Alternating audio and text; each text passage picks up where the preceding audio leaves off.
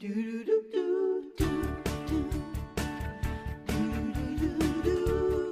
our next guest could teach us a few things. She and her husband were living the American dream, as we all would love to.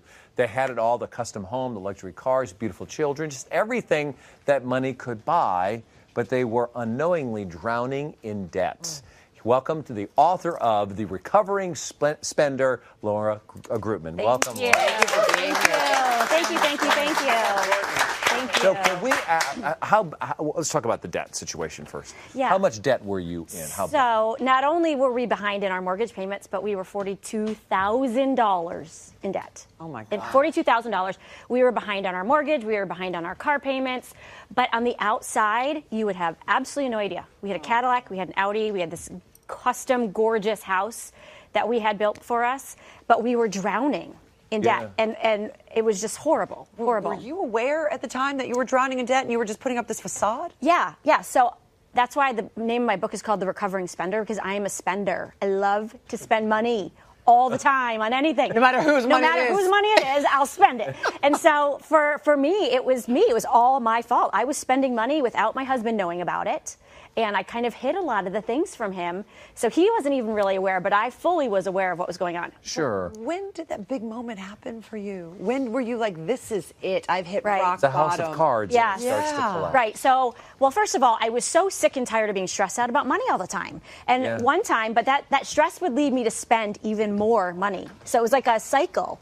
So I would get depressed, and then I would go shopping. And one day, I went and spent $600 on our credit card because, it wasn't my money. I was just spending random credit card money. Yeah, it's plastic.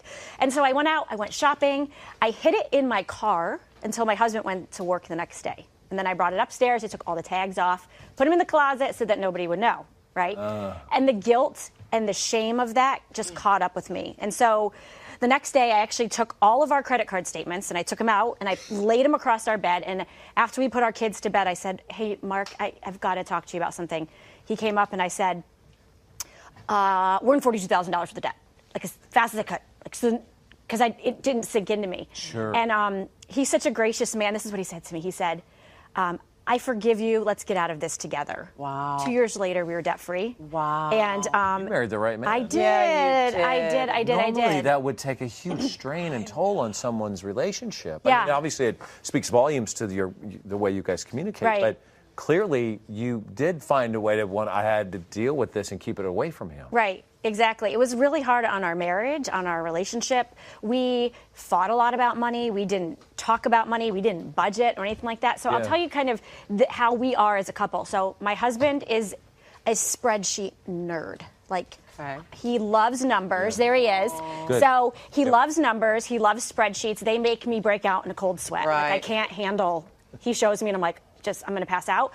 And so for me, when we were talking about it, he would always talk about money and in a different way than I did. So it just got really hard. So we were fighting. Our values were starting to suffer. Oh, gosh. Our relationships with each other. It just got really, really hard. Yeah, that's not uncommon in partnerships and relationships where one person's much better with the money than the other person. That's why that person's usually in charge of doing the opposites finance. to attract. Yep. Exactly. Yeah. I don't know how I got stuck in charge of the money, though. I mean, that's not what doing I'm good saying. without it. I mean, you were doing your spending was out of control. Correct. Were there any warning signs leading up to this?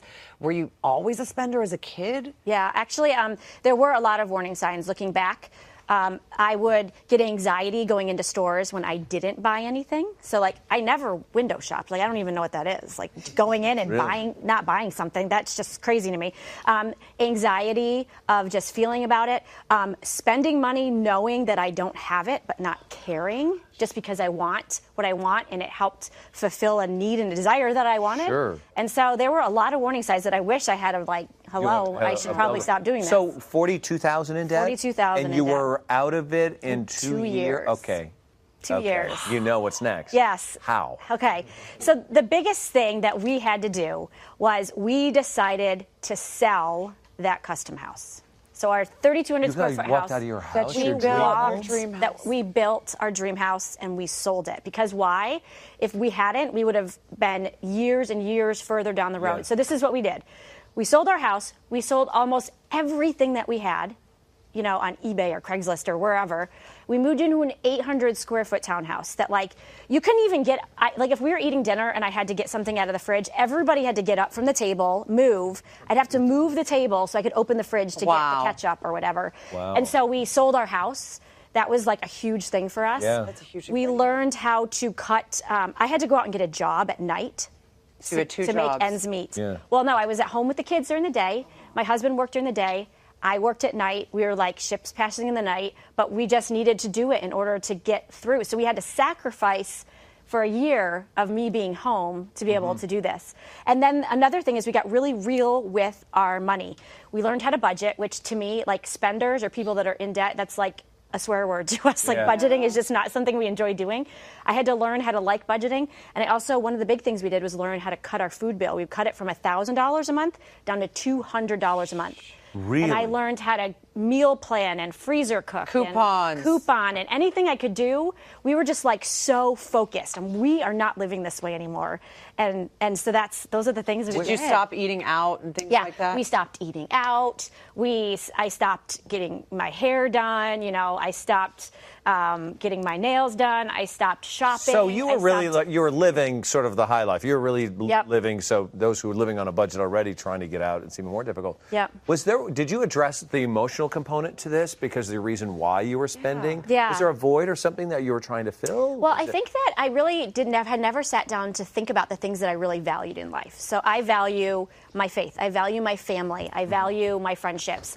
I value security, retirement, college savings. Exactly. But yet all of my spending was on things that were not a value to me. And so I really had to kind of get really real with, okay, these are my kids. That's four what's a kids. value right there. This is what's important. I know. This is what's important to me now. Yeah. And so when I'm spending my money, whether I have to sell my house, this is what matters. One quick piece of advice.